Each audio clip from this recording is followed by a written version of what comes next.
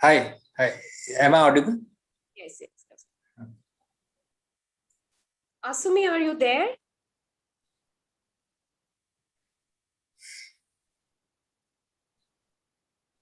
She was here. I think I'd seen her.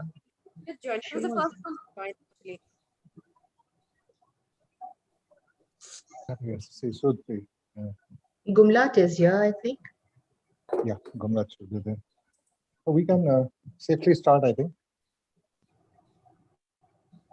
By the time she will join in. So we start? Yeah. Okay. We are live Yeah, and sure. we start.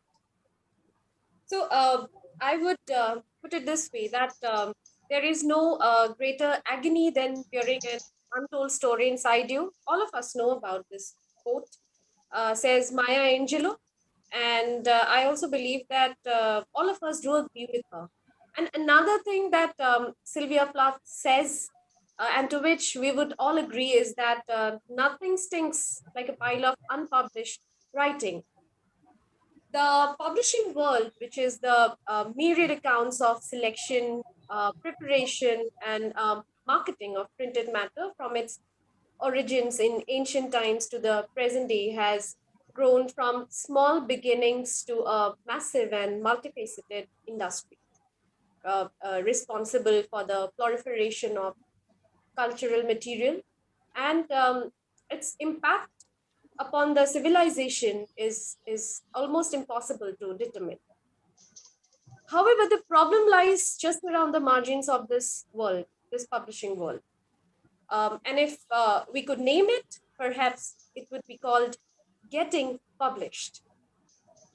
So the difficulty of now getting published ranges from very easy to incredibly difficult, depending on what your definition of getting published is.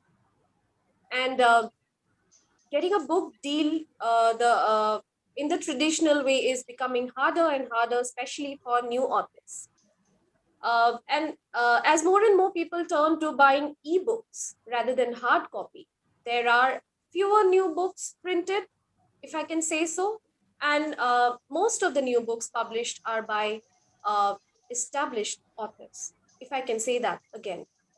And in the process, many good, now the definition of good may vary from person to person, but yes, many good works may remain unpublished. I went across a few articles, and to give you an estimate, most publishers and agents will tell you that they receive between 1,000 to 2,000 query letters a month, or maybe in several thousands per year. And there are literary agents in thousands all across the world, and also publishers. And a small percentage of submissions actually make it to the published stage. This only makes sense since book publishers must use their diminishing budgets on maybe sure things rather than taking a risk on unknown author, however good or bad the writer may be.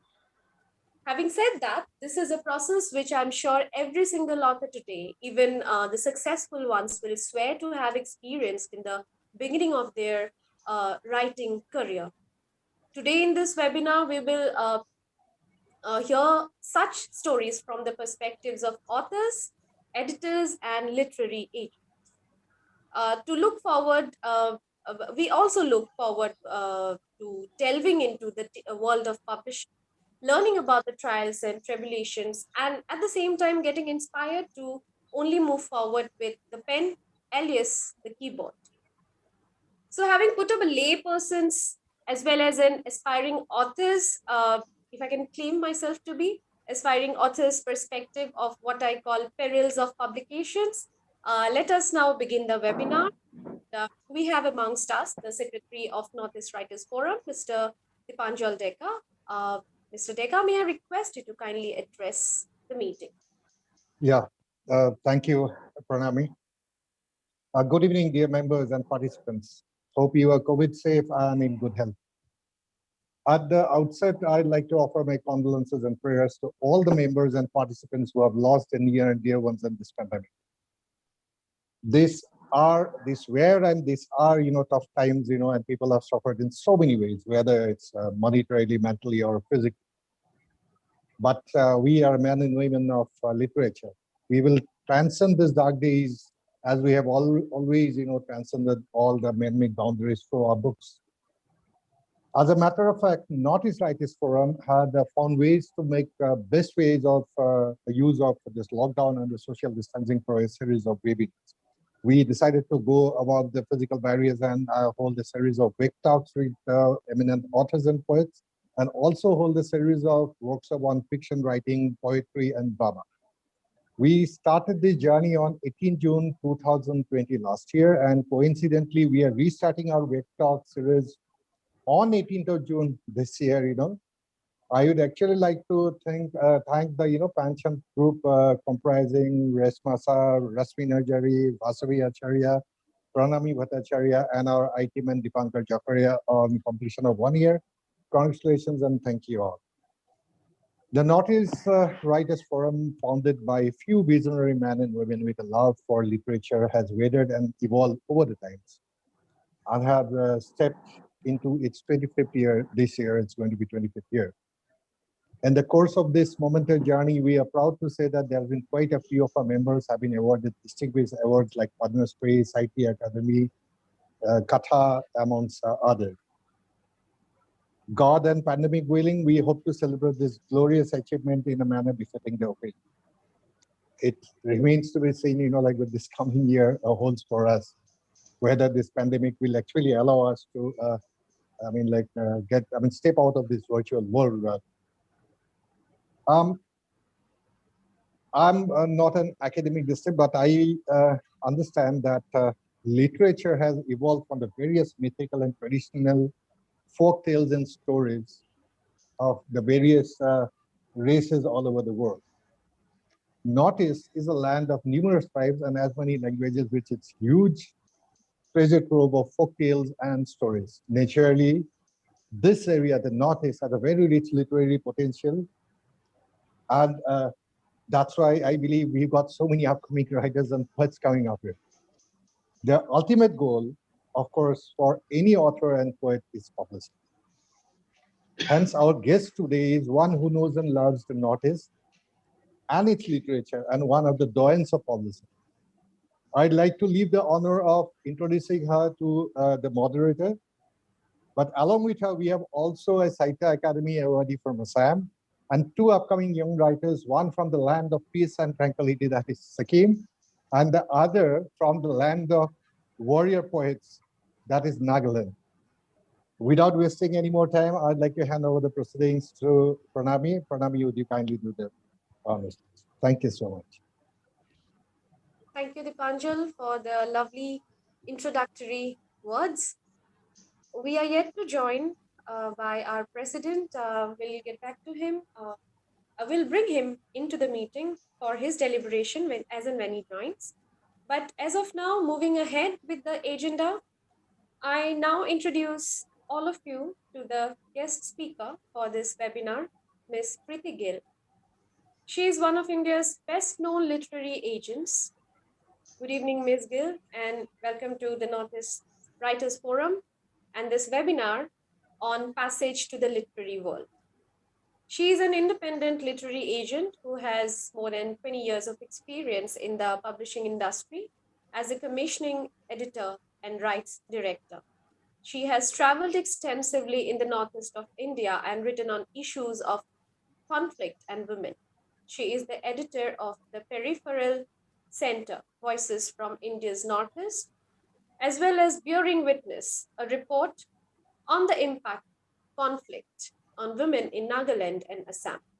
Her writing has appeared in numerous journals and anthologies, including 1984 in Memory and Imagination.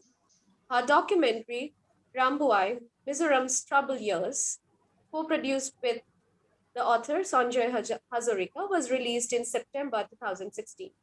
She has edited She Stoops to Kill, an anthology of murder stories by women, as well as Insider, Outsider, Belonging and Unbelonging in India's Northeast, both published in 2019. She has built up an eclectic list of women writers from the Northeast when she worked as commissioning editor at Zuban, a feminist publisher based in Delhi.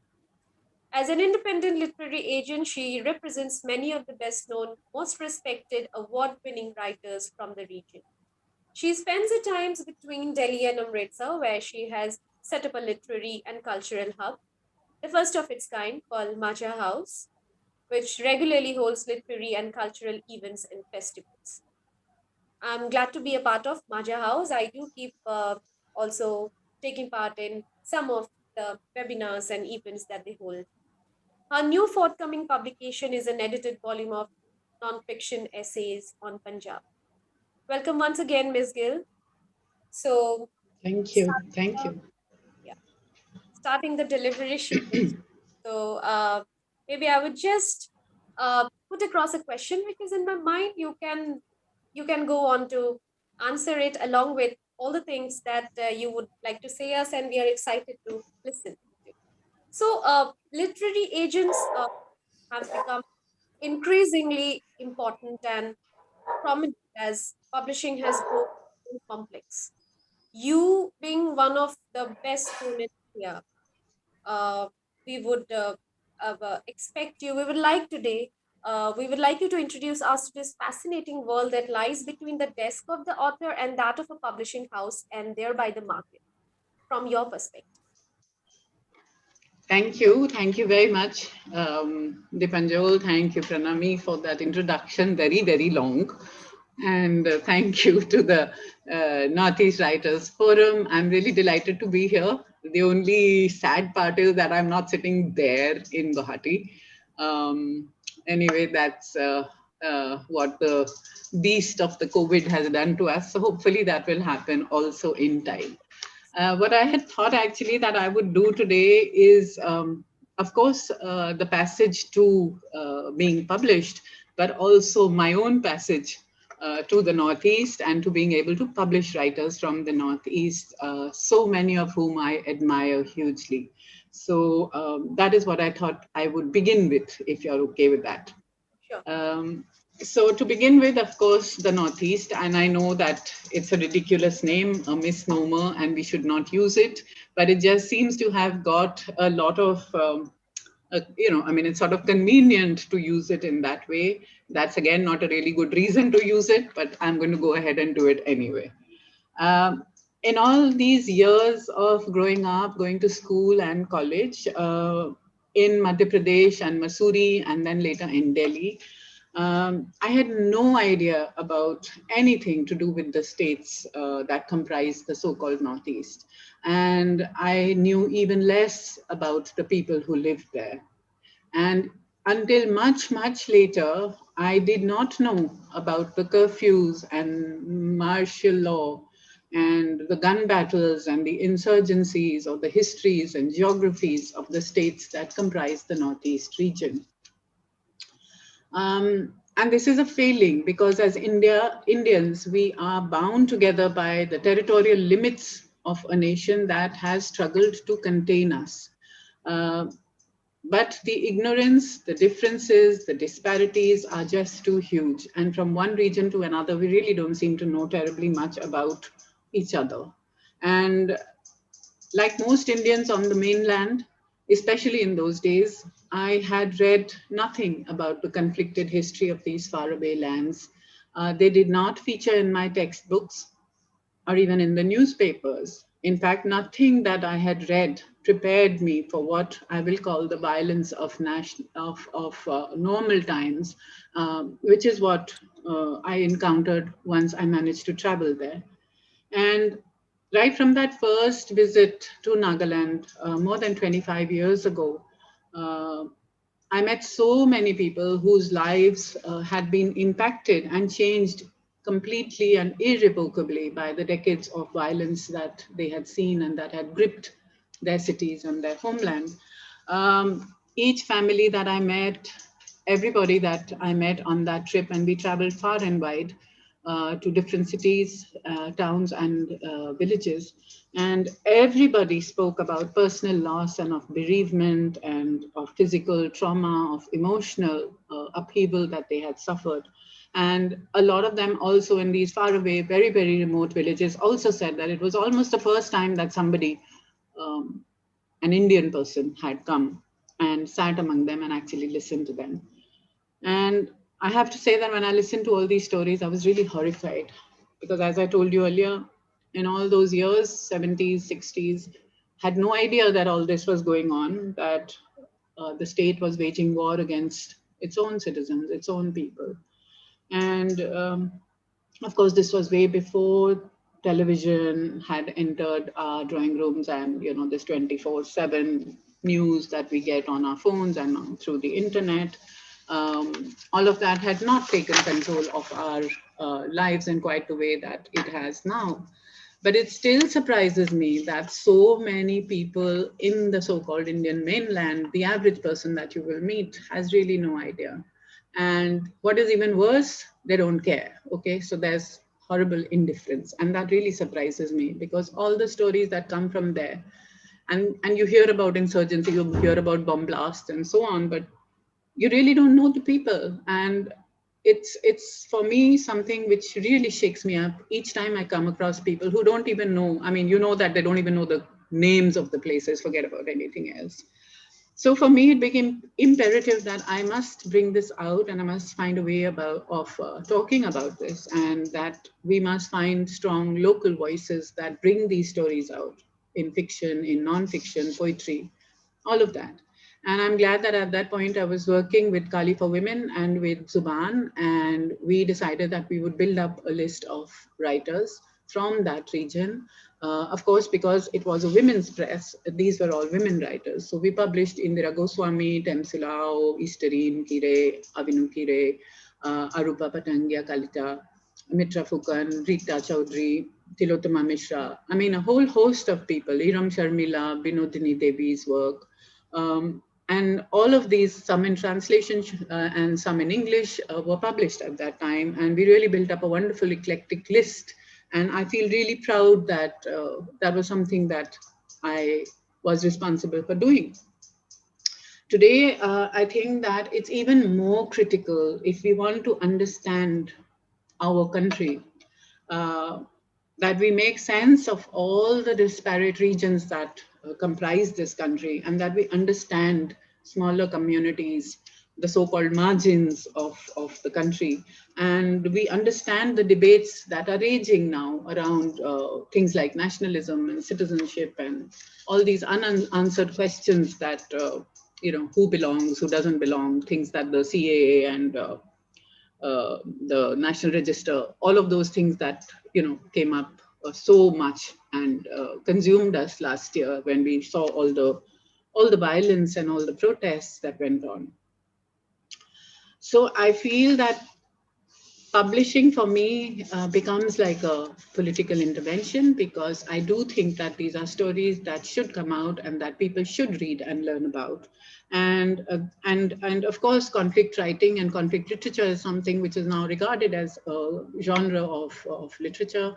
And you have literature coming out of Mizoram, Rambai, and all of these are integral part of trying to keep that history alive. And for me, for somebody like me who actually has come from a family that was impacted by the partition, this has always been something that's been really close to me, because whenever I have traveled to all these places, it has always struck me that these are stories I heard from my own mother, I heard them from my grandmother, and I think that they are important. They not only form my own history, my own inherited history of my own family, but these are histories that the country owns, you know. I mean, so these are all the alternate histories that one needs to have, especially in order to subvert this mainland national narrative. So we do need the alternative histories, the smaller histories, to make up this larger thing. Anyway, in about 2012, I left my full-time job at Zuban, and then I started out on my own as an independent agent. because the world of books and writers was the only world that I knew anyway. And I had writer friends who were good enough to trust me with their work. And they wanted me to take on the writing and to see what I could do with it. In terms not only of publishing contracts, but also trying to get them advances. This again is something that we never did at Zuban, because Zuban did not believe in giving out advances at all. So of course it was very exciting for me also to step out and to see whether I could do this. And the very first book that I worked on and that I managed to place was Madhu Gurung, her book called The Keeper of Memories, which was about the Gorkhas and their history. And it sort of set the tone for the kind of books that interested me, the kind of writers who interested me, the kind of books that I wanted to represent. So, and I often feel that having worked at Kali for Women and Zuban, it sort of spoilt me, because those are the voices that I now look for when I'm trying to represent writers and when I have to build up my own list. It's always been very important for me that I should find that special person, that storyteller who's going to tell us this unique story, who will actually be able to verbalize the perspectives or the mind space, the worldview of a community, maybe of people who have not had their say earlier. So coming to first-time authors, more often than not, I think that first-time authors do not know very much about the world of publishing. The publishing industry, with its peculiar cast of characters, editors who are often extremely busy and overworked. I know that, of course, I was working in the very small independent presses, and we only look for a certain kind of book. But I know that I was handling at least 3 manuscripts at one time. So that's the kind of load that you have. And then within that, you're also trying to find the new writer and read up new manuscripts. So, you might have piles of manuscripts, especially for bigger publishers like, say, Penguin or HarperCollins or Amazon Westland, whose editors will have huge numbers of manuscripts which will be landing up in their inboxes, and they have to deal with that. So what do? Basically, they try to give it out to the junior most people. So that's called the slush pile. So everything will land up with that person, and then that person, depending on what a keen eye they have or don't have, because they are the first reader then at the publishing house who will then decide what is to be done. And often you might face rejection because the person who's reading it first has actually not managed to see the potential that that manuscript actually might have. So this is one of the reasons for which you need an agent. And I think finding the right agent just means that your life becomes a bit easier, because you get somebody who is on your side and who's going to hold your hand and tell you about all the pitfalls, tell you about the contract, tell you about what's going to happen next, the different stages that the book will go through as it gets accepted. So all of those things, maybe we come to them as we go on. Do you want me to just hold forth, or would you like to just... And you said in between that writing is a political intervention for you. That's very well taken, because art for art's sake is one thing, but then actually writing for some purpose, with a purpose, looking at the political, scenario going on, right from the partition, like you said, okay, I don't believe in us and them so much, because I teach post-colonial studies, wherein we are taught, like Edward Said's Orientalism, the book, it teaches us not to, divide the world into binary opposites. But having said that, different parts of the country, it has been afflicted by a particular kind of problem. So even though, the root, may be somewhere similar, because problem is, at the end of the day, it's a problem. But having said that, now when we talk about Northeast, you started off saying that you wouldn't like to use the particular term Northeast, because it may have a tendency of maybe what Homi Bhabha also says homogenization. It may homogenize an entire region of the country. We have 8 states, and writers may differ. Their opinions may differ. Problems may differ. Even though the larger problem that we have been deliberating on for a very long time is differentiating between the quote unquote mainland India and the other part of the chicken neck. So where do you see Northeast writing standing now after almost a decade or two of successful writers coming up, also being recognized in the national podium? We have some of the authors today even in the meeting, and will be shortly be addressed by one of them also. So yes, where do you see writers from this state standing today, showcasing their individualities maybe from the 8 states and not similarly coming out as one from Northeast? Has it changed, or is it changing? Yeah, I think it has changed because like much of the information coming out from the different states of the Northeast, so much has happened in these years, and so many of even the political struggles that have gone on. I mean, people like whether it was with Iram Sharmila or with Manorama, or so these are things, or the protests that the IMAs had done. So all of these things are now in the popular imagination. I think a lot of people do know about it, and they have read about it, at least much more than they used to in previous years. And I think people are, and especially in publishing, coming to the realization that you cannot club it all together, that there are different strands coming out from different, not only from different states and different writers, but also that everybody doesn't write about the so-called, just the horrors of the insurgency or whatever. That may be one strand, but there's much else that comes out, especially in poetry. I mean, the poetry coming out from the Northeast has been spectacular. It always has. And of course, the writing that we are mostly able to read is in English. But increasingly, there are translations coming out, and so that also helps. And the fact that so many of the writers from there have won prestigious prizes, awards. I mean, Rashmi is here with us.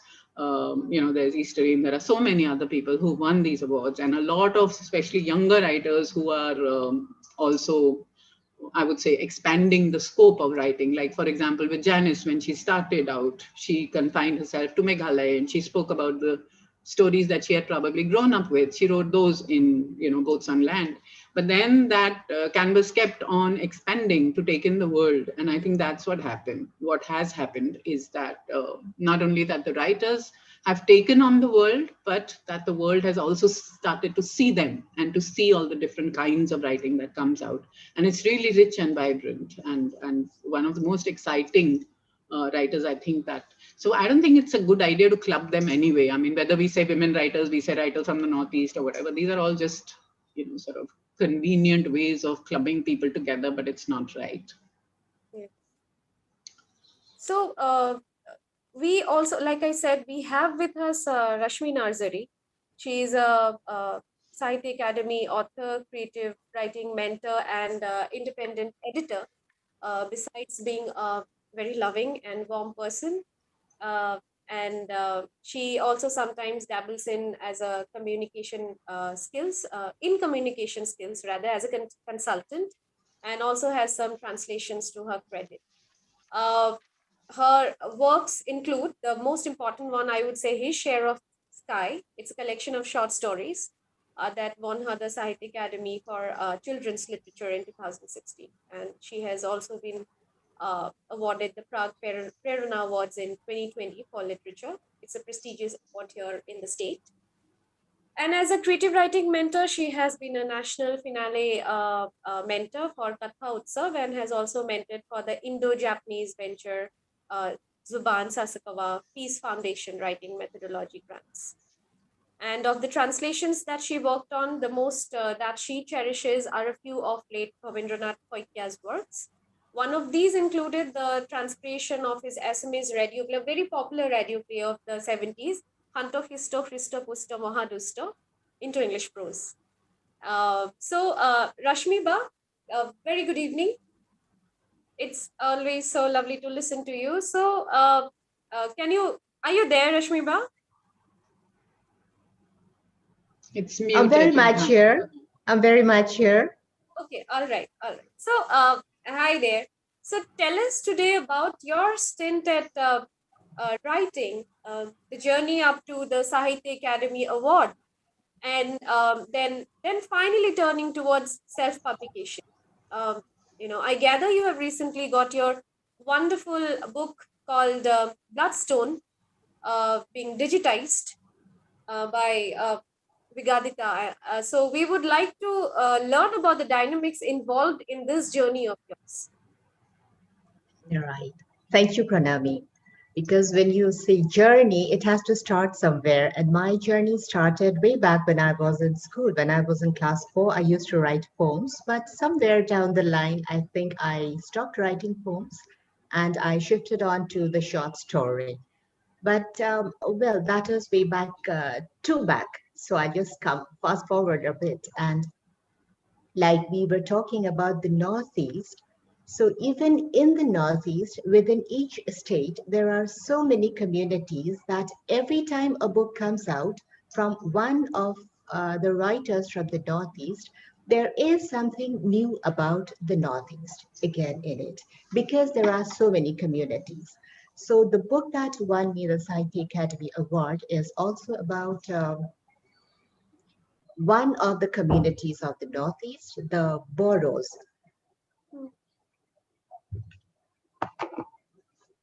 And that is where the journey began, to say the least. And there had been other books before that, there had been books after that. But that was a turning point because these were stories that marked little anecdotes from the place I belong to, the Boro community. And this is probably one of the communities, the largest in Assam, but lesser spoken about, lesser written about in the global literary platform. I think there have been books, but most of them have been written in either Assamese or in Boro. That was one thing. And then on, that had been a very good book because I hold it very close to my heart, and then it got good reviews aside of the award. Besides that, now that you're asking me that I have shifted over to self-publishing, there are two aspects to it.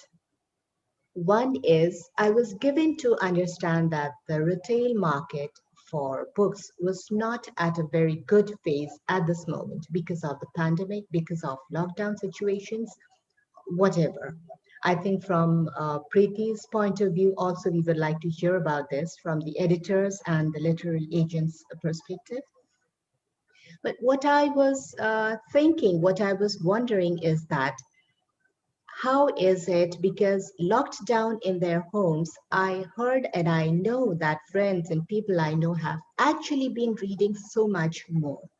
And they're buying books. Maybe not from bookstores, but they're buying books online, the paperbacks, the ebooks, the PDFs, everything was going out really fast. So is there a difference between the retail market? By retail market, is it just the bookstores or is it, this is where we don't get the point. We as authors or authors of my own books and readers of books other people have written. So we are buying more books these days, but how come I was given to understand that the retail market is at a low? That was one thing. And then, of course, there are other things also that came to my mind regarding the content of certain books. Because the book that I recently got done, Bhaskar Jyoti Locker, really helped me out with it. He was the man behind digitizing the whole thing and helping me out with everything starting from scratch. Because we were accustomed to giving our manuscripts to people and they took charge of everything. We just had to do the writing. But with Bhaskar Jyoti Locker, it was kind of hand holding, and he kind of really helped me out with it. Now, the point here is there are topics, I think, which we as writers and as readers would like to write about and read about, but probably the market doesn't look at it the way we look at it. So I was again given to understand that a book which deals with the bleeding of a goddess will probably not hold as much weight as maybe a murder thriller or maybe any other book. I don't know, because I am looking at it from the author's perspective. So these are the two things that brought my focus back to having written the traditional way, getting published the traditional way, and to self-publishing the digital way, because somewhere again, there were also people who made me understand and who I was given to understand, and they made me believe in what I had written. So I'm really thankful to so many people, and this is why I think the shift has happened.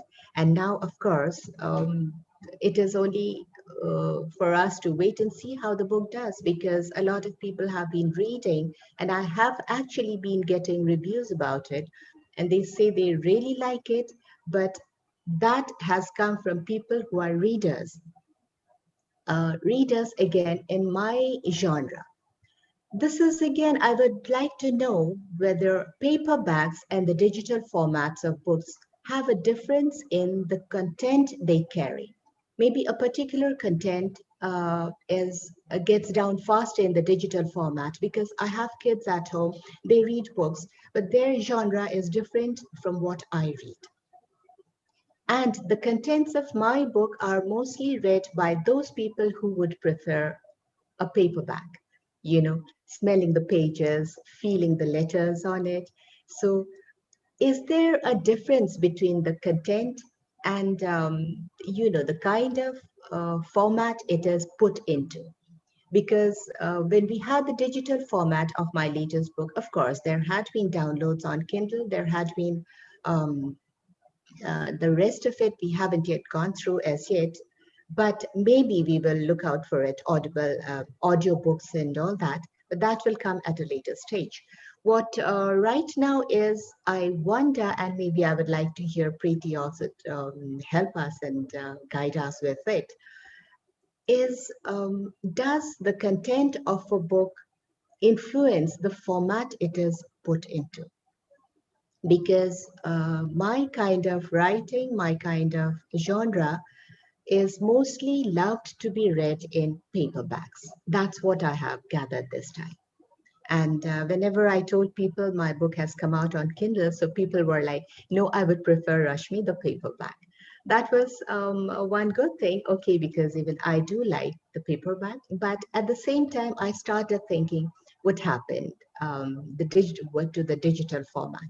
And at the same time, there are other books which are just downloaded like hotcakes, on the digital format. Is it the content? So that's where, That's a very pertinent question. Yes. We would yeah, like to hear it out from Ms. Gill. So, yes. and adding to that, taking a cue from you rather. So now that we know what almost 2 years of the pandemic has done to every aspect of the publishing chain, what can we, hope and expect in the post-pandemic literary market? Also, from the perspective of agent and publisher, also, because you or myself, I'm not even an author yet, but people like us, we, like you said, we think from the perspectives of a writer, an author, because we are not so familiar with the other part. So do the books have to reinvent themselves quite dramatically to fit in the system and sustain the reading masses as well as the profit part of it? So it's a cue from what you have said, and yes, we would like to hear it out from Ms. Gill.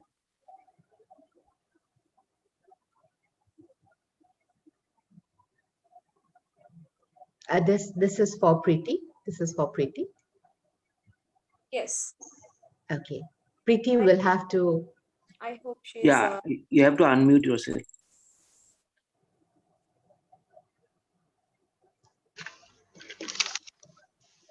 So first, if I can respond to these questions, the specific questions that you've put out right now, and then we can go back to some of the other things that the agent is supposed to do, which is why you should find yourself a good agent. You're saying that the retail market is down. Of course, it is down.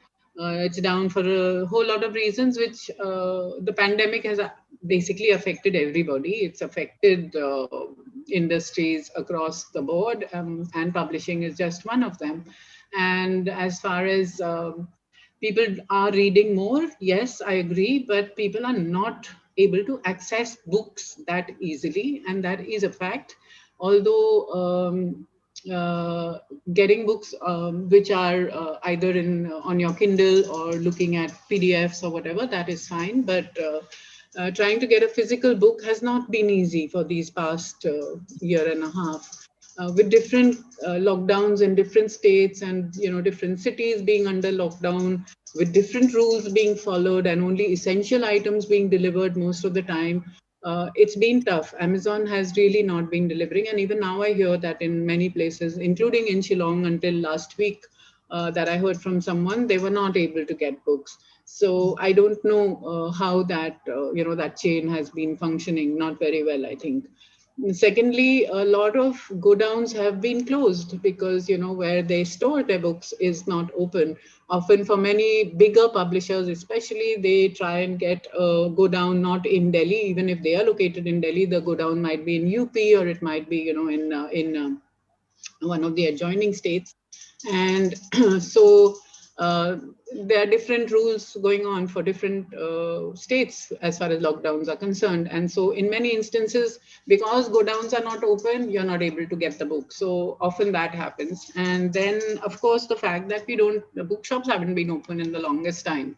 And briefly, when they did open in the middle, before you knew it, again, we had another wave, and then everything went off again. So the publishers have also had a very difficult time because they have huge backlogs now. So everything that was supposed to be published from, say, March last year has got pushed. So really well-known writers with world famous names, their books are getting pushed. So if it was to come out in April, it went to May, then it's gone to June, now it's gone to July. So the thing is, because of this backlog also, books are not going out. And when you don't have new books going out, publishers are also not making money, because all the money that you can make is on your book, on your backlist. And it's the new books which get attention and find coverage in papers and find reviews and all of that. So all of this has been in a really bad situation. And then as far as people are concerned, people who work there, you haven't been able to go to office, and people are working from home. That brings on its own problems, as we have seen. It's not so easy. And then in this second wave, a lot of my colleagues have had huge amounts of personal tragedy. So when you think of all of these reasons, I think there has been trouble all along. And then when Rashmi asked about what sells and what and also what you said about the having to change the book or the content of the book, will it change dramatically in the new in the new world or the days to come? I think that content is always king. So good writing and good stories will sell, wherever and in whatever genre they may be. So whether it's a thriller, whether it's a love story, whether it's a historical or whatever, good stories and good writing will sell. So I don't think that that's going to change very much. Often when we try and look at new writing or new writers from a region which may not have had that much exposure, I think it's a good idea, because what you're trying to do is to open a window. You open a window and you try and find that thing that connects a culture which you may not know very much about, but you will find that thing that will connect with you. So all the years that I was working as looking after the sale of rights in the foreign market, and I used to go to Frankfurt to sell rights to Zuban books. That was what we did. So if we are talking about a woman located in Calcutta, we will actually try and find that something, that one window which will open and which will show the German or the French guy who's come in to purchase rights. What is it that actually works for both? So there has to be something that catches your attention and catches your eye, and that book will definitely then work. So I think it's also this thing of being able to open that window, which is the right fit. So often, one of the things that as an agent, which I think one has to always do, and this is something that is important for writers when they are looking for an agent, is to see the kind of person that you think will represent your book in the right way, or the genre that you are writing about. That should be what the agent also wants to be doing. And because if I love the book is when I talk best about that book to a publisher, and that is when I will get it, get attention for it. So that again, I think, is a very important part of when one tries to work with an agent. And Rashmi said something about, does the content influence the format? So I think that it does, of course, influence the format. You saw how it was with Juggernaut, because they came in wanting to do a lot of ebooks, and that is what they did. So the ebook format, which seemed like a terribly exciting thing at that time, I don't think it really caught on. It didn't catch on that much in the whole world, and it certainly didn't catch on that much in India either. So people still want the book. So otherwise the book would have died, many years back. So that again is another thing. So many of the literary agents have come from that entire landscape of publishing. So they've been working at publishing houses before, or they are writers and have then turned into agents. So that is one of the things I think that is important, because you know the landscape, you know the publishers, and also that you are trusted. So they know you, and they know that what you're going to bring to the table is something that they should be giving a serious look to. So that again, I think, is another advantage that the agent brings, especially to a new writer, but also to an established writer who may not want to be spending time just doing to and fro with many publishers, trying to get a good deal, trying to get a good contract, because that again is very important when we start actually signing away the book. So these are all the reasons for which literary agents, they are becoming increasingly important. Having said that, of course, there are very few in India even now, but it is increasingly becoming important. That's very interesting to learn about literary agents. And as I talk with people, I see that, very, very few of them actually know that, literary agents have a very big role to play, and exactly what is the role that they play. So this is very important for us to learn today. Thanks for enlightening us on that. And also, when we just related to something that you said, right now there are so many books which have good marketing plans behind them, but many of the books, it's again from the other perspective that we are writing. Maybe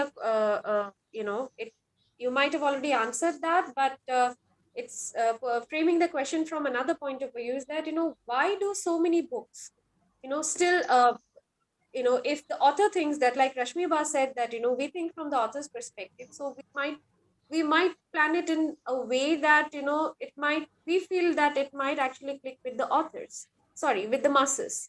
But being rejected is like more commonplace than being accepted, which is all right, because all of us, we want good things to come out. So and this rejection, this is almost a very strong declarative sentence to say, but then it's a fact. But authors think like authors, hence they come up with a book, and when rejected by an agent or an editor, they often seem to end up in an alley of confusions. So the subject matter, fiction, non-fiction, or otherwise, might be very pertinent, but fails to draw attention or some kind of an acceptance. So how do authors understand the agents or publishers' point of view? one thing that you said, I understand that we must be very specific about the genre that maybe a literary agent deals in. So definitely we have to keep that in mind. And otherwise, what are the other things that we must keep in mind, while framing a book in our mind, because an author puts in a lot of time, almost years, to come up with a book, and then when it fails to find an acceptance. So maybe from your perspective, would you like to say something on that? So as far as, I mean, I've been on both sides of the table, Yeah. having been in publishing as an editor there, as a commissioning editor, and then now, of course, as an agent. But like I said, that I don't think, I mean, everybody has a certain kind of thing that they like. Okay, so I work alone. There is only that much that I can take on. I cannot take on too much.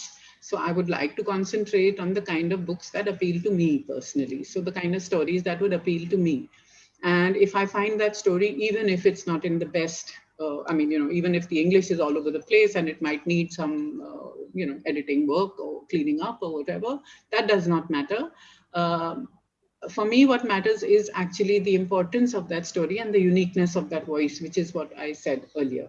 And I think like that for other agents and for other agencies which work with many more people, if you have 5 or 6 people who are working together in an agency, obviously you can take on much more work, and you can also farm it out to, everybody's different interests and different categories. Like, somebody might like commercial fiction, somebody might like thrillers, somebody might like, wanting to do a lot of love stories or whatever. So that, I think, for me has always been the paramount reason for what I take on. And I will only want to take on the stuff that I know that I like very much. And this is what I keep telling everybody, that I am really spoiled. This is not something that I do because of the money. This is something I do because I like it. It's something I want to be doing. I love doing. And so I think that I can take that prerogative and only choose what I want to do. Of course. So having said that, it's also not that, so with most agents, I think that's the thing. So money is rarely the important thing. And then the money comes not from the author. It doesn't come, I mean, it's not something that is given to the, it only comes to the agent when the agent is able to place the book. So again, that will come down to the same thing, that if I believe in you and if I believe in your writing, I will be able to get you a good placement with a good publisher, and get you a good advance, and that good advance is what is going to be paying me as well. So it's as important for me as it is for you. And of course, at the end of the day, I want the book to do well, and I want it to be a good book, because on that depends my own reputation. So I cannot take the next step having no good books behind me or no good authors behind me. You see, so when I step out and I'm showing your book, what I've already done is what holds me in good stead. And that is why the publisher is going to trust me, that what she's going to bring to the table to us, we need to look at, because this is what. And then there'll be many publishers who will just sort of right away say that, oh, what, Preeti Gill is going to bring along is not going to suit us, because it's probably not going to sell thousands and thousands of copies. So that also is fine by me, because I would still rather find that good writer who may not sell in huge numbers, but whose writing will always be remembered, or that person will have done something which is different. So I think different people work, like that. And often, because I happen to have worked. Rashmi just clapped, and yes, you deserve that, Yes, yes. Also because I happen to have worked with very small publishers, like Zuban and like with Kali for Women, but which were very, very sure about the kind of, there was a definite focus in the kind of books that they published. Because of that, also I feel that there are a lot of books and a lot of writers who probably do not know that the independent presses actually are the ones who do the cutting edge work. So they are the guys who will be publishing the new writers, the absolutely edgy, great writing. They are the ones who will put themselves out, push the envelope each time. which the mainstream bigger guy may not want to take that risk. Okay, so that again is something which I think for me as an agent, it's important for me to tell my writer that, you know, this guy is going to love your book. So maybe this is the one you need to go with, even if you're not going to get that much money, but they will do the best by your book that they possibly can. So, and then having said that, of course, in India, distribution is the main problem. No, so your book reaching the market, reaching the bookshops, reaching the retail, that is the main constraint. Right. Hmm. So talking about young authors and Northeast, two of your also pet areas. We have for conversation with us two young authors who are already making their mark in the regional and national platform. We have Inakali Asumi with us. She has completed her master's and MPhil, and she's from Nagaland, and she's currently pursuing her PhD from Nagaland University in English, and she's also working as an assistant professor. She has co-authored a book entitled Popo Riposi, which was published in 2018, and she has also authored the book The Yellow Dress, which was published in 2020. So, Inakali, I hope you are there, and can you listen to me? Is there? Okay. So, yeah, hello, good evening. So we would like to listen to you, your story and your journey. Where did you start? Like Rashmiba said, journey always has a beginning. So your beginning and your journey so far in the last 2-3 years. Okay, good evening, everyone. Thank you, Dr. Bhattacharya, for this time. Firstly, I would like to take this time to thank Northeast Writers Forum for giving me this wonderful opportunity to be a part of this talk. I am honored and privileged to be sharing this space with Pretty Girl and Rashmi Nursery, Mr. Prakash Giri. So to begin with, I would like to talk about the nuisance of publication and talk a little bit about the few experiences that I've had during my first publication, then point out a few things. So I published my first book. It was a co-authored book in the year 2016 with a fellow friend. It was a collection of poems entitled Potpourri Poesy.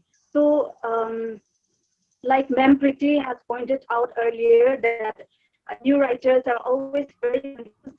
We had very little idea and do have collected information from here and there. I think for a fresher who has very little or no idea about book publication, things are always baffling until you get your hands into it. So that was what was happening. And once was in print form, because the publisher was based outside Northeast, we had to do the marketing, the distribution, promotion, everything. So that was a nuisance of publication. Our first experience, which was maybe a little bit of disaster, I guess. So I think the publication of my second book was a little more easier because the publishing house was based in Nagaland, in Kohima. I publication. So I think it was sidelining the challenges that it had. I think it was a little easier.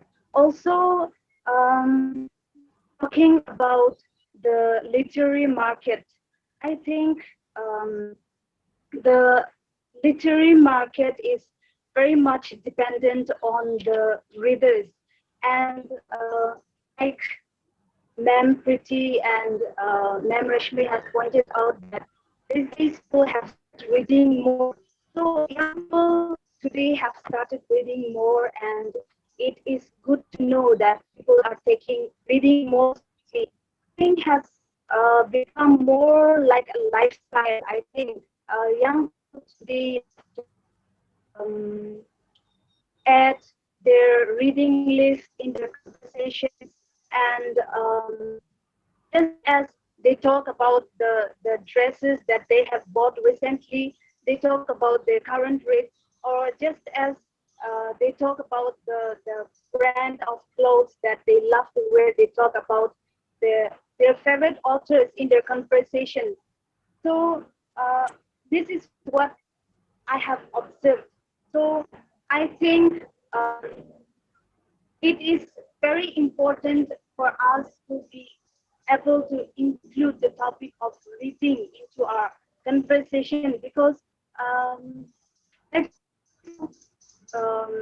we have, in that way we have more readers, and also the literary market also flourishes when we have more readers, I think. And also out here, I have noticed that we have young people who are interested in reviewing books. So that is also a very good thing, because all these things gives hope to the literary market in our place. With the little observation that I have, these are the little observations that I have. But again, we also need to know that when reading has just begun, it is just recent out here.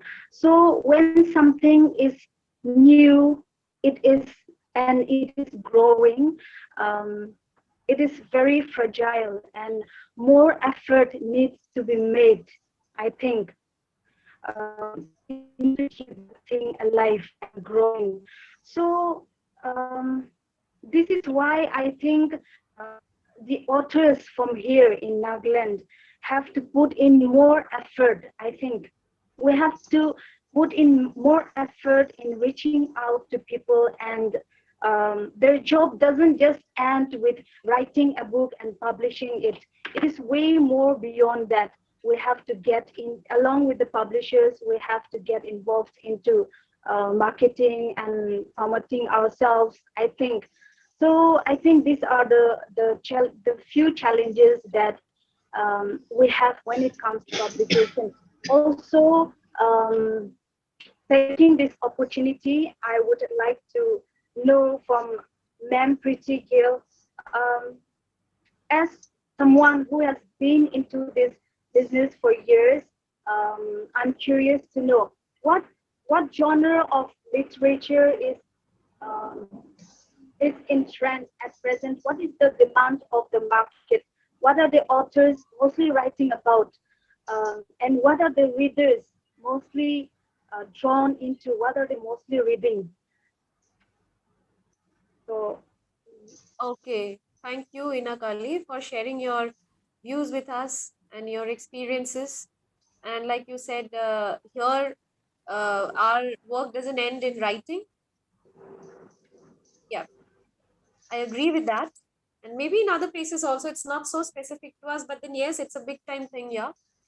But yes, question to you, Miss Gill, is what is the literary trend, the genre specific? She asked, I think. Sorry, just repeat that.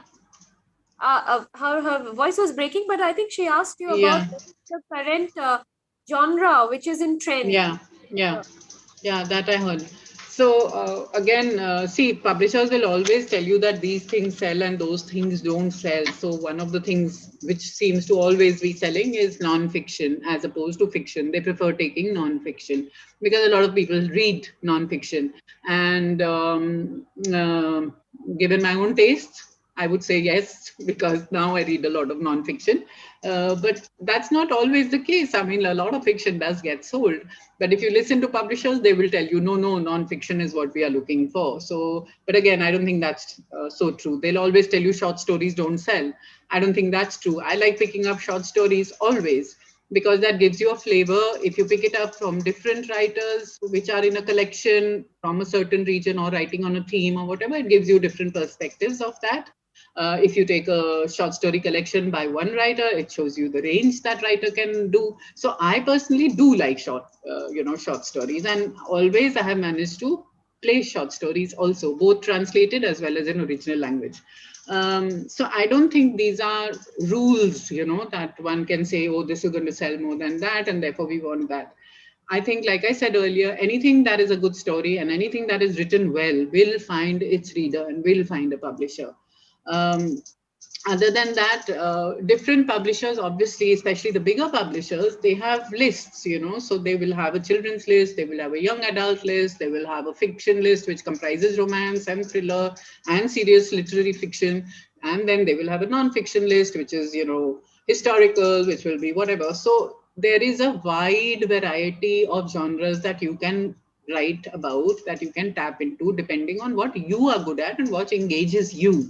Because what engages you is what you will do best. So you will not actually condition yourself to what's selling in the market. Oh, Ravinder Singh is selling very well because, his love books are like all his love story novels do really well, so I should write that. No, you may not like it and you may not be good at it either. So you have to pick up what you want to be doing and what you're good at doing. So despite having said that these are all the different kinds of things that sell, you have to choose what works for you and what you are good with. And also, you must A, read a lot, B, you must have done solid research, even if you're writing fiction, whatever you think you're writing.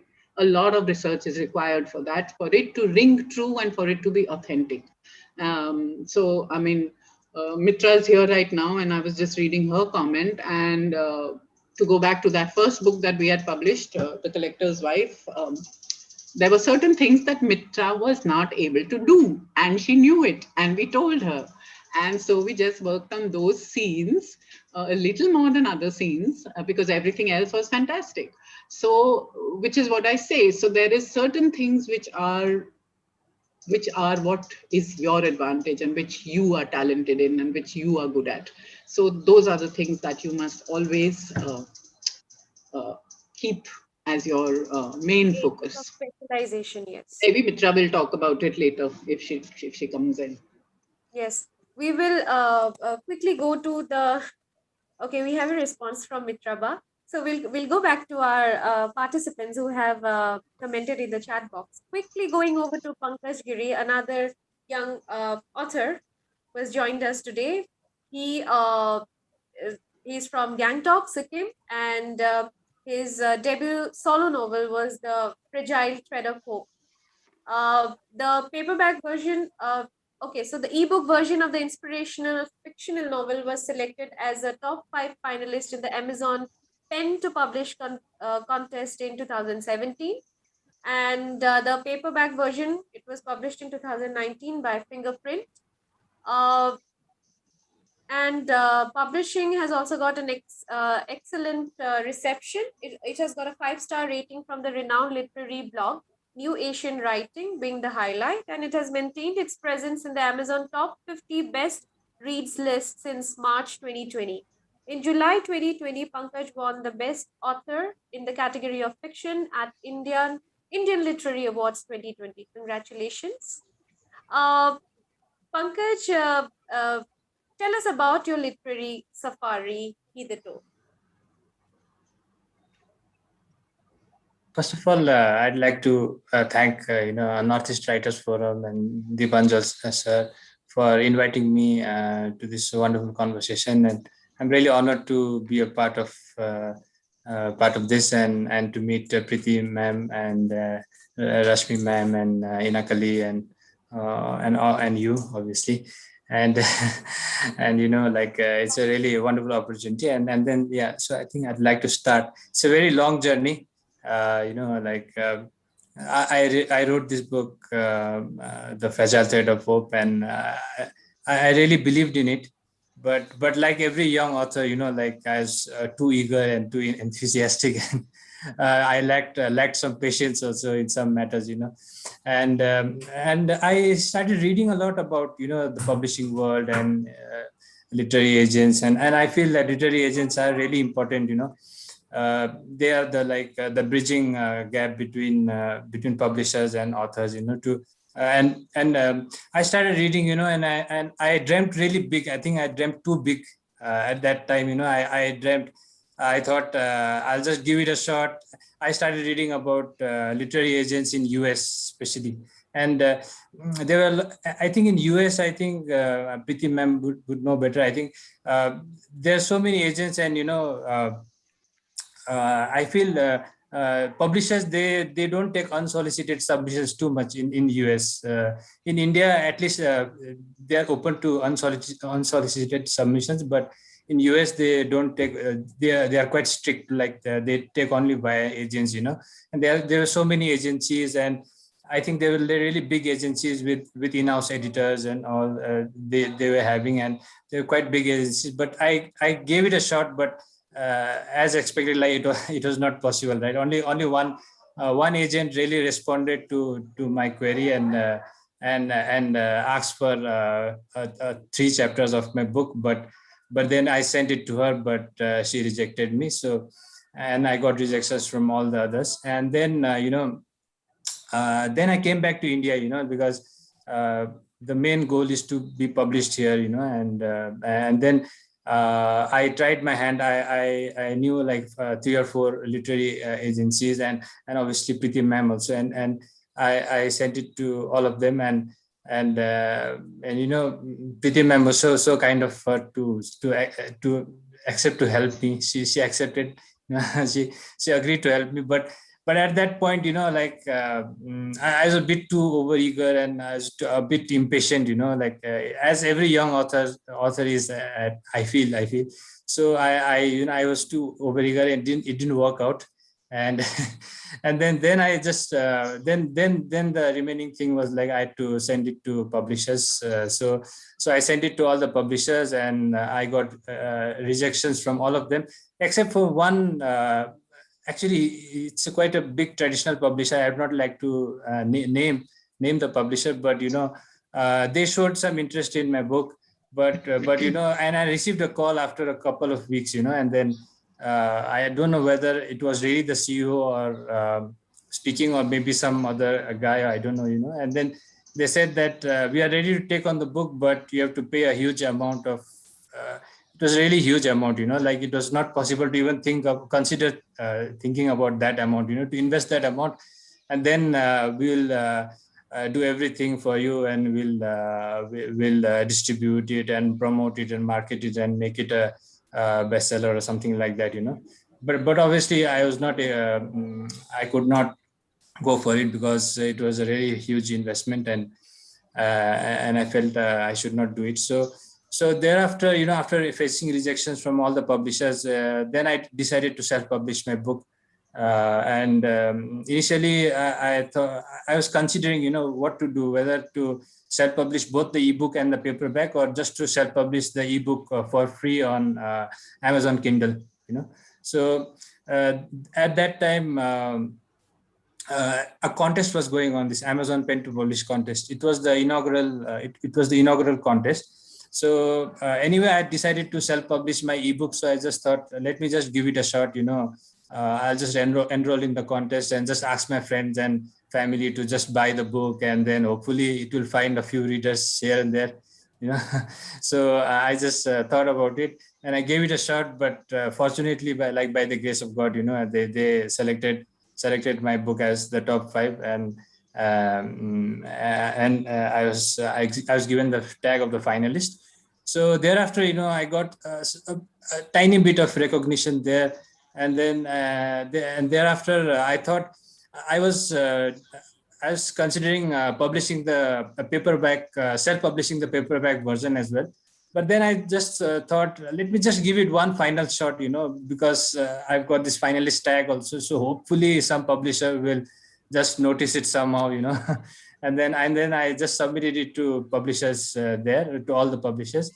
And then fortunately, Fingerprint, they found some interest in my book, and they accepted it. And Shikha Sabarwal ma'am, she was really kind to me, because and she put faith in my book. And so that's a journey, and then she accepted the manuscript, and fortunately, you know, by the grace of God, the book did well. I did believe in the book because, you know, I felt that it had the possibility of finding readers, and the readers have liked it, and you know, and especially to get a 5-star rating from New Asian Writing, which is quite a popular blog. It was a big achievement for me, and yeah, so that is the journey. Yeah, thanks.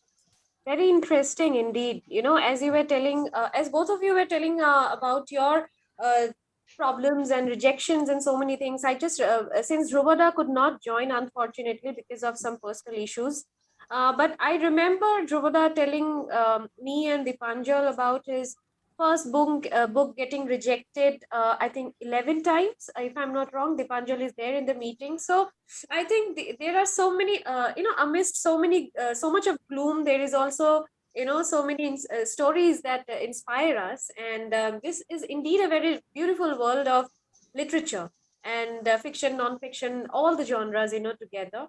I think now, do you have any question to Preeti ma'am, or, you know? Yeah, can I just barge in, Pranami? Okay. Can I just barge in? Yes, Okay. ultimately about this rejection thing, you know, I think we just need to have hordes and hordes of patience, and you have to believe. And like Preeti said, you know, content, if it's a good one, it will find its way out into the market and into the hearts of people. But the only thing is you have to click, you know, your kind of genre and your kind of editor. Because I always used to tell this thing, you know, I have mangoes to sell, but I'm taking it to someone who likes apples and who likes bananas. I should be looking out for someone who likes mangoes. So Yeah. that is the point, you know. It's not that the mangoes are bad. It's not that only apples and bananas are good. The mangoes are good as well. But you We have to should find believe. that click. Yeah. You have to find that click.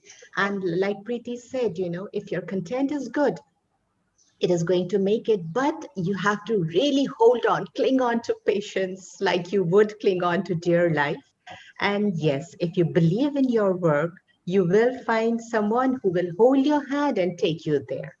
Yes, believe in yourself, and patience is the word. Absolutely And right. at the same time, you will also have to believe in your editor, because if the editor says cut here and add here, so I think he or she has a point why she says that, because he or she has a greater experience with authors, with other books than you probably we have as writers of way lower books. Yes.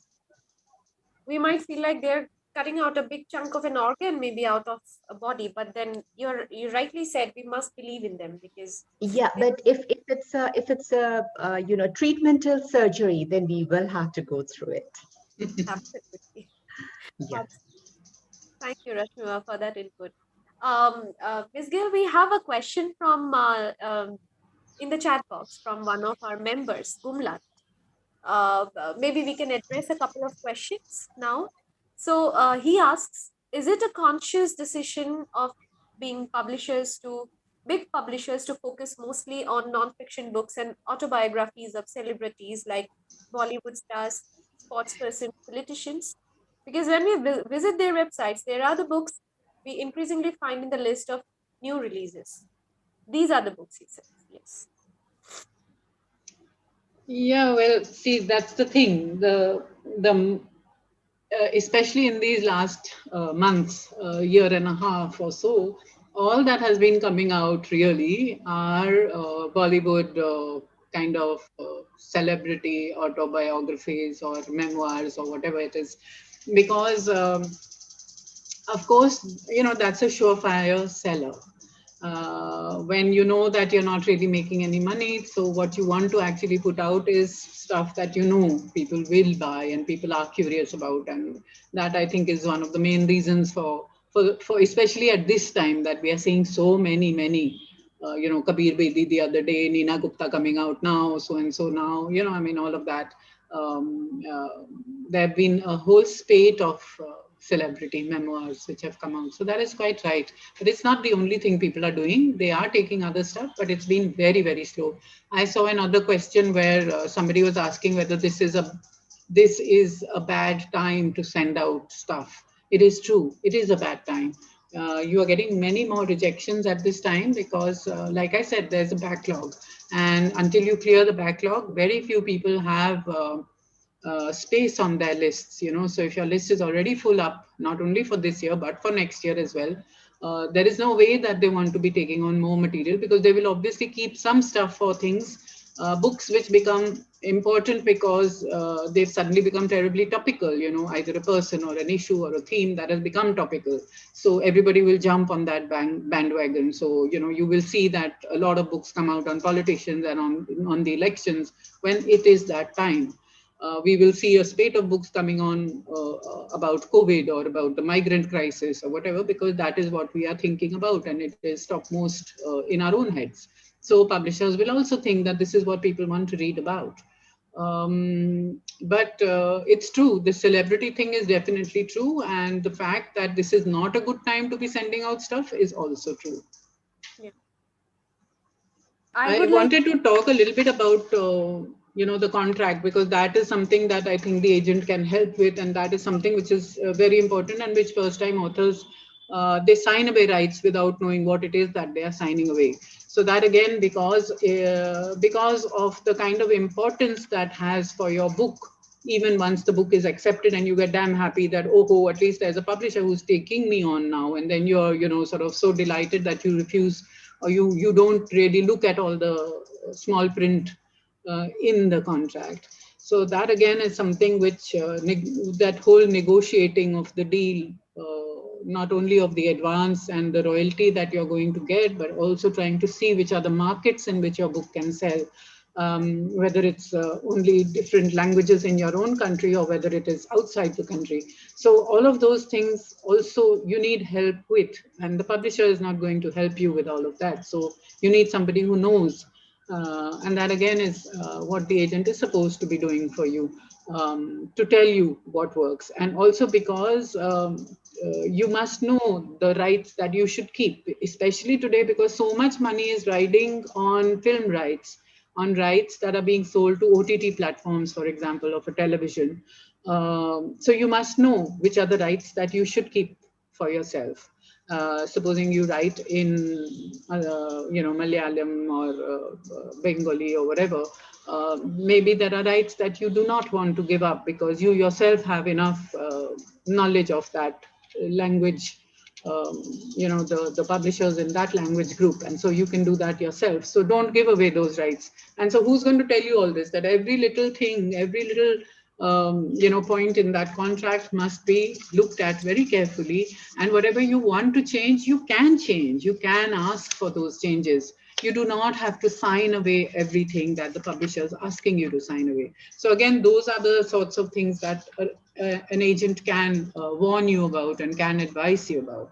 And again, things like a lot of the time, books are published, but you get no money. So again, whatever money is accrued to you, even with royalty, it doesn't come to you. So again, those are very sticky problems, and you want somebody else to be handling all this trouble for you. You don't want to do it yourself. So again, there's the agent who is supposed to be, the person. The other thing, a lot of agents now get into PR and marketing for their authors. And they, of course, suggest names for big prizes and for awards. They suggest their own authors and they send out the books. They fill in the forms. They also suggest when authors get invited to book fairs and to literary festivals. So that's another job, that you're supposed to be doing. So of course, given the size of this country, we have very few literary agents, and a lot of them actually work only with English, which is sad, because a lot of the regional languages where again you have really good literature coming out, but you do not have these professional sort of services over there. So the other thing that an agent often does is, like for me, if I go to a literary festival, if I go to Jaipur or I go, to Bangalore, wherever, I'm on the lookout. I'm attending sessions and I'm on the lookout for new topics. I'm on the lookout for people who are speaking really well or who've done a really good book, because then something that I get interested in, I will go and talk to them about. So that also means that in some ways I act like a commissioning editor. If I think Rashmi is going to do a damn good job of this kind of book, I'm going to get in touch with her after the session and ask her, Rashmi, would you get interested in something like this? Can we work on it together? And then that book I will represent and I will send it out to various people. So I'm also this person who comes up with ideas and who actually commissions you to do a book on a certain subject, you know? So that again is another thing that you can push. The literary agent also does that. So yeah, I mean, I think that you need to find the right fit, whether it's your agent or your editor, and hopefully it works well. Thank you so much. That is indeed a very important part which we almost missed out. So thank you for adding that and letting us know. I'm sure many of the participants had queries regarding that, and I think it suffices your. So a couple of more questions we would take, maybe 2 or maximum 3. 2 questions I'd like to club together.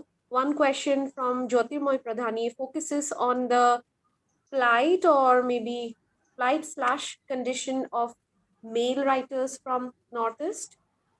He says they seem to have limited avenues.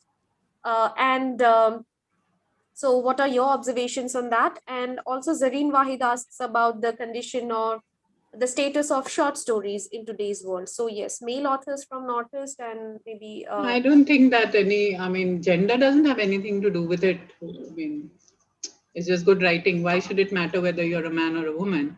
I spoke about Zuban because, of course, Zuban is a feminist press, which only publishes women's writing. So that was separate. It also publishes women's writing as far as fiction is concerned. In non-fiction, you do have men writers also at Zuban as well. But other than that, all the mainstream publishers, I mean, I don't think there's any hassle about being either male or female. That is the least of your concerns. You just need a good book. You just need good writing. And then the short story, yes, like I said earlier, that you will always hear this thing that short stories don't sell, so publishers are not interested. But as I said earlier, that's really not the case. If you have a good thing going, it will sell. And if it is a single author or if it is a themed collection, an anthology, like the one that, when you were talking about my own, my bio, when you were reading that out initially, the one that I did on murder, we had 8 women writers writing murder, and they're not writers of crime fiction usually, but they all put their minds to it and their imaginations went wild, and we had a fantastic collection of 8 lovely murder stories. So I think they sell and I think they do well and they're good fun. I have a question, not a question, but we have amongst us Sanjoy Hazarika, Mr. Sanjoy Hazarika, and he has an observation. He said he would like to share some thoughts with us. Yeah, hi, Pranami. Actually, not very far from all you guys. I'm sitting in Shillong in lockdown, and it's very pleasant here, away from toxic Delhi. Very glad to listen to these thoughts and sharing by Preeti and your panelists and others from the floor. I have just 2 points. I mean, I think that some of us perhaps start from a distinct advantage or disadvantage. I don't know if you say it. An advantage in the fact that we were among the earliest publishers, earliest people to be published from the region. Let's not call it the Northeast, the region that we call the Northeast. And that perhaps gives us perhaps an undue advantage or what, but because I write only fiction, I am unable to write. I write only non-fiction. What am I saying? I am unable to write fiction. So I think you're comfortable with the publisher, with the editors. You've known them for some time, and I think when you develop that kind of relationship, you're able to ask them, tell me frankly, does this work? Does this chapter work this way? And it's a confidence that you gain just with time. That's one thing. The second thing is something I'd like to emphasize what Preeti was saying about believing in your work. You must believe that if your work is good, it will get out.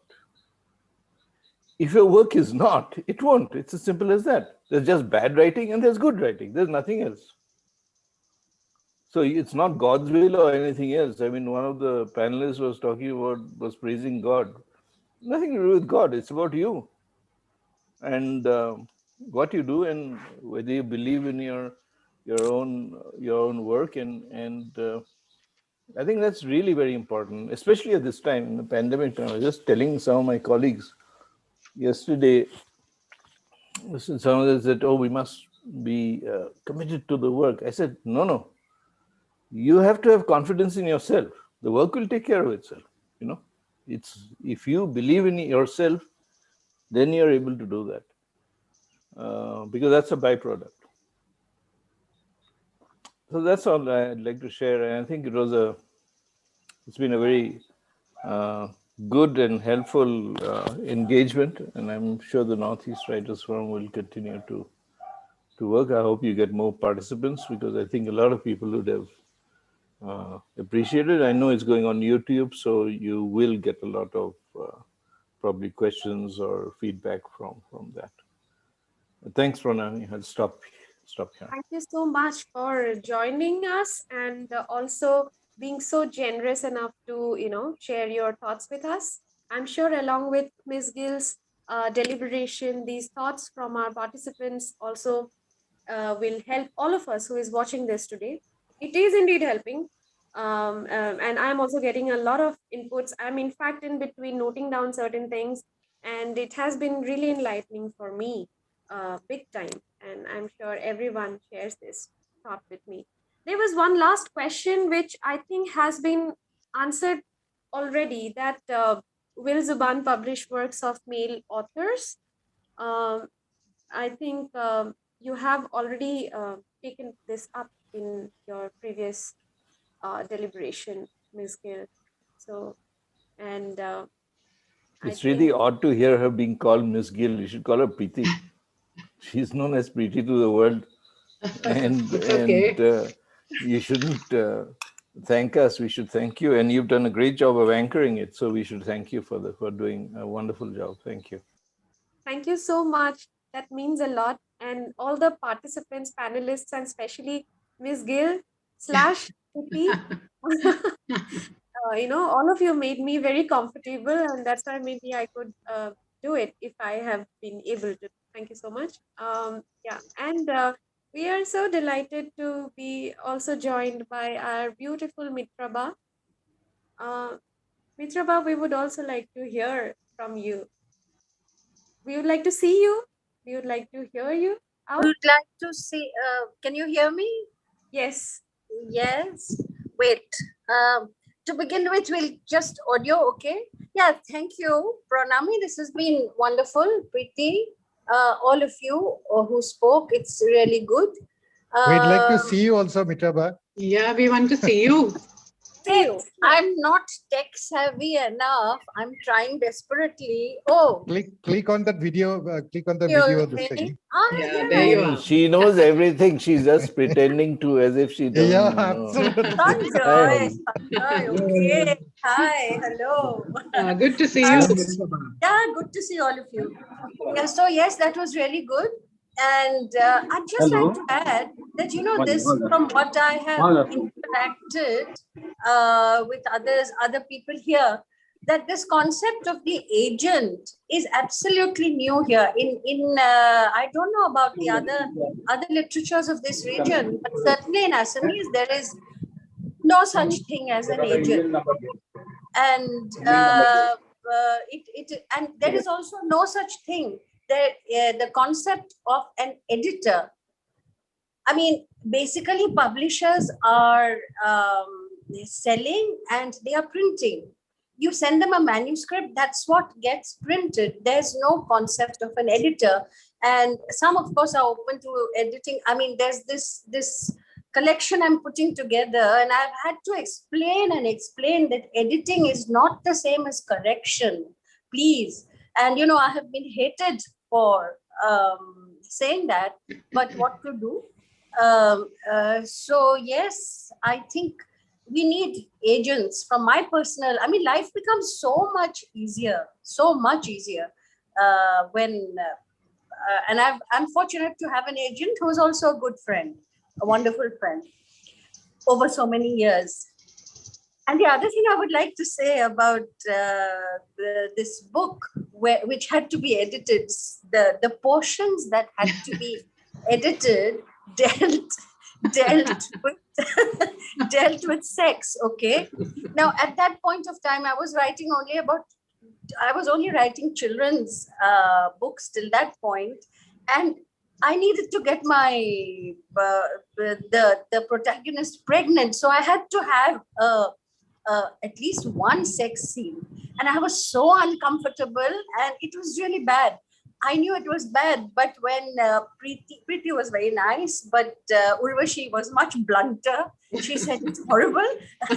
And can you redo this? And I said, no. Then I told both of them, can you write it, please? I'll be fine with whatever you write. And then they flatly refused, and they said, no, you have to write it. So I put all my inhibitions back, and I tried to do and with a little help, I managed to get it through. But this story has a happy ending, because now I can freely write about sexual encounters. I have no problems whatsoever in the last whatever. I have progressed in that way.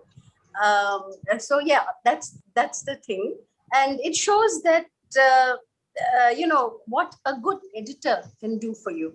Really, it's absolutely important that you have good editors sensitive to what you're trying to say. I think Urvashi told me it reads like a Bollywood film at this point. The rest of it doesn't, but at this point it does. So then now when I think about it, I realize, yeah, actually it did. It's because I was so uncomfortable about writing with it. So thank you. Thank you so much for giving me this opportunity. It's been wonderful. And I really thank all of you. Of course, our forum. I know Subho has been held up somewhere, but I'm sure he'll see all this later. So thank you. So I'll go off, okay? Now. Thanks, Mitra. Yeah. Thank you, Mitraba. So I think with this, we have almost reached the end of this webinar. We planned it for an hour, and it's almost going to be 2 hours. And it's been an interesting 1 hour, 37 minutes of a webinar. And we have a lot of people watching us on YouTube also. I'm sure all the people here in the Zoom platform and in the YouTube, they have really, really enjoyed and learned from this deliberation. Miss Gill / Preeti has shared her Gmail in the chat box. We would make it available to the forum's other members as well. And that's so nice of you to actually share it with us. So yes, so and I would like to maybe before handing it over to Dipanjal for the vote of thanks, I would like to maybe end my part this way. But as they say, there was never a night or a problem that could defeat sunrise or hope. This is a personal favorite quotation of mine, and I believe humans are custom built to adapt to and mold any adversity into newer opportunities.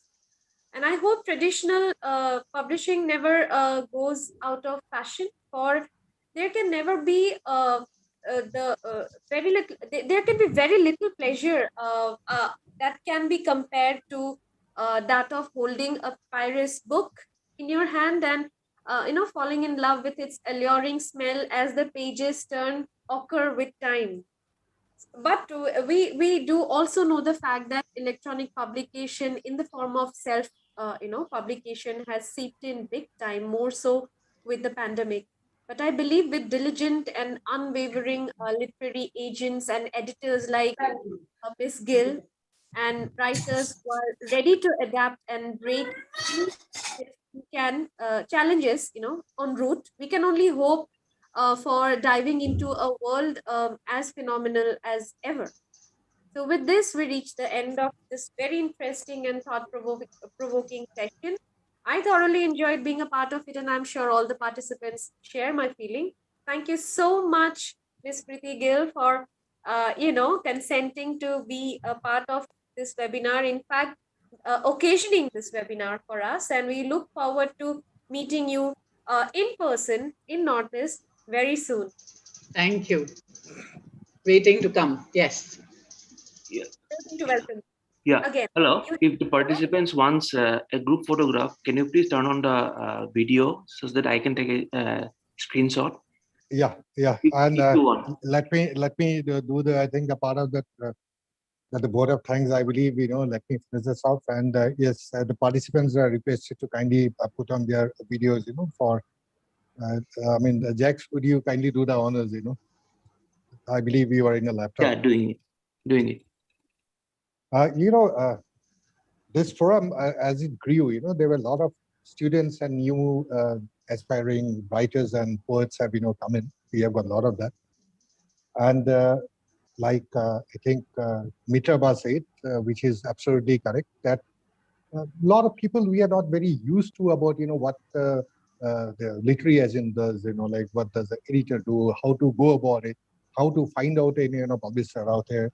And day by day, as we all know, it has become so much competitive and, even though the electronic, the platform has, of course, made us closer with emails and WhatsApp and so on. But you got to know what you're doing, apart from writing. And I believe most of the writers, are quite young. I have seen class 9, 10, students are writing amazing, fiction stuff, poetry, and Northeast, I believe, since I'm from Northeast, I can comment on Northeast. I've seen, some amazing, students and people coming. So from the forum, we thought that, if you would, excuse my expression, that we'd rather hear it from the horse's mouth. And we thought, who better than, Ms. Preeti Gill, and moment you, type a literary agent, in the Google, your name definitely comes up in the top 10. So thanks to Duvada that we could get in touch with you, and thanks to my team, with the pension, with Pranami, Jax, Rashmi, and thank them, that we could get this together. And most importantly, thank you so much that you have consented to come, because I know you have just recovered from your this COVID this thing, and I know you are quite busy out there, but thank you that you have consented. And in fact, as a matter of fact, for the participants out there, we have been planning it, I believe, for almost 2 months now. Something or the other, it got delayed and all, I'm so happy that it has come up. And I especially want that all aspiring new writers, and poets, they have learned today, they could, go forward with the writings without any, the apprehension that it would never see the light of day, rather. Like Rashmi says, patience, a lot of patience is absolutely required. For any good thing, I think, worth it. It is, you have to wait. And thank you so much, Reddy. Hopefully, like I told earlier, that this is our, from the, 25th year has been, we have completed. So next year, we are supposed to be celebrating it. And if, like I told you, if a garden pandemic allows it, we'd definitely like to have you physically out here, in person. Hopefully the pandemic subside by next year, we'll definitely plan it out, And thank you, Rashmi, as usual. You are always there, but I stand by this thing of it. Thank you.